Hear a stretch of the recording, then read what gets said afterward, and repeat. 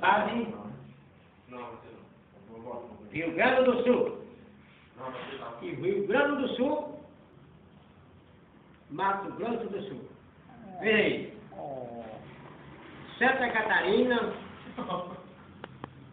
Paraná,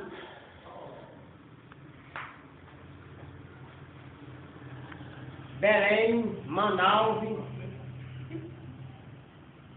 Rondonópolis, Rondônia.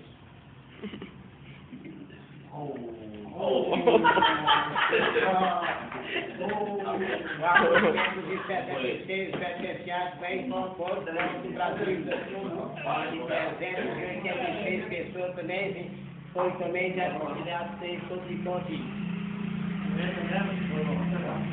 476 do Mato Grosso, 300 também de Rondonópolis em Belém.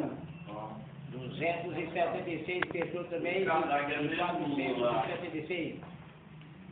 Uma carreta vinha também de Belém para São Vitória do Espírito Santo.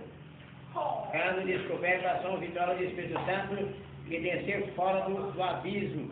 Desceu fora do abismo, a carreta descontrolou na pista, morre um animal que tinha na pista. Quando a carreta começaria, jogou em cima da ponte e desceu o abismo. O motorista morreu na hora e outros que vinham mais no motorista, tinha 3 pessoas. A mulher morreu e a pessoa morreu todos 3 da virada que ficou debaixo do carro, na hora que a porta abriu. O motorista, descendo os bens, levaram os corpos para o hospital e telefonou com o corpo de bombeiros e a polícia rodoviária. A Polícia Federal chegou incontinente em meia hora. Veja agora a Honda.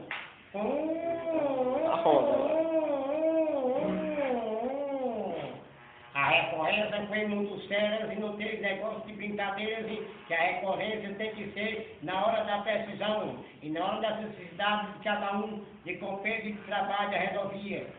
Não tem desculpa para de cada um de movimento e nem esforço de cada ninguém. Cada desculpado de cada movimento tem um pouco de 186 pessoas mortas e de 100 para 606 pessoas mortas em pouco do país. Na BR 100-276 e na BR 14-976 que liga a Belo Horizonte, que liga também o Salvador da Bahia. Liga a Bahia, Salvador da Bahia e Belo Horizonte.